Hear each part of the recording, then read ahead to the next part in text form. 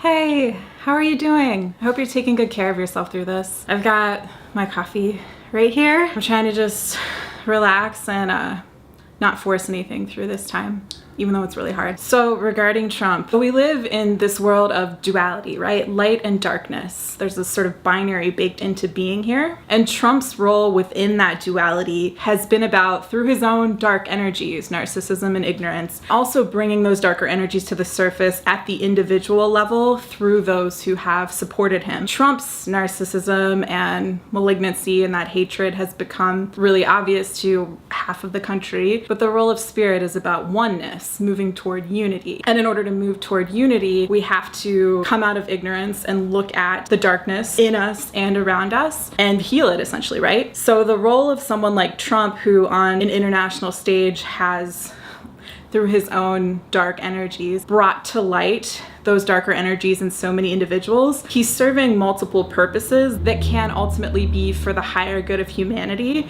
But it's really hard right now in the thick of this intense energy for so many of us who can feel that darkness very heavily. The multiple roles include shining a light on the dysfunction in our systems, in the American governing system, for instance, and within capitalism as well. Trump rose to power on the most obviously dysfunctional expressions within that energy. He's the product of generational wealth, and his father gave him a bunch of money as a young man, and his father, quote unquote, earned that money through racist practices. All of that shadow side stuff had to come to light if we're going to heal it, release it, and transcend the binary, this duality between light and darkness. And a lot of times we'll just continue going in the same direction. We'll just continue with the status quo unless or until something that obvious and that painful for so many people shows itself. And when it shows itself on an international stage like Trump's reelection did, it puts us in a position in which we have no choice but to face those darker energies. And only then, because they're in sharper focus, we can't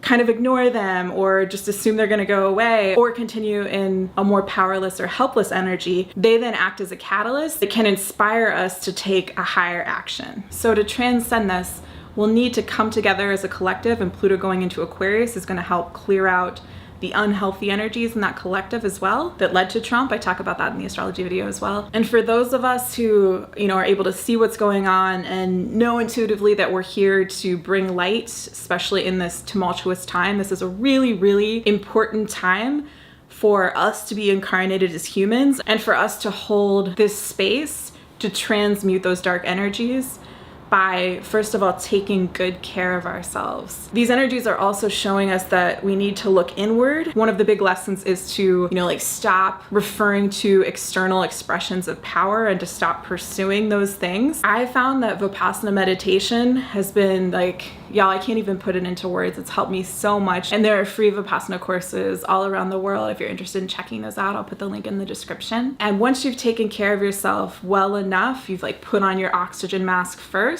a practical action you can take is to support the new systems that are coming in that are of this higher vibratory, healthier Aquarius energy. Because if we're pointing our attention toward these new systems, there's this quote I really like from Buckminster Fuller. I'm going to paraphrase it poorly, but he says you can't change something by fighting the old system. To change something, build a new system that renders the old system obsolete. So that's where I want to encourage you to point your energy. You can help someone in need through seeds. And right now, a featured need is raising funds so that Kimberly in Puerto Rico can continue her education. And there's only $7,000 to go. So you can have a real positive impact on this person's life. And when you do that, you'll receive an equal or greater value in seeds, cryptocurrency, and thanks. So that means your gift doesn't cost you anything at the outset. And then if and when seeds, cryptocurrency goes up in value over time, you can build wealth because you were kind enough to help. If my using the word cryptocurrency feels triggering, I want to stress that it's these same toxic masculine energies that brought Trump to power that have co-opted the word cryptocurrency, but it's just a technology. It can be used for good. It can be used to transcend the top-down centralized unhealthy energies, and it is being used for good through seeds. And I really want to encourage spiritual people to do this,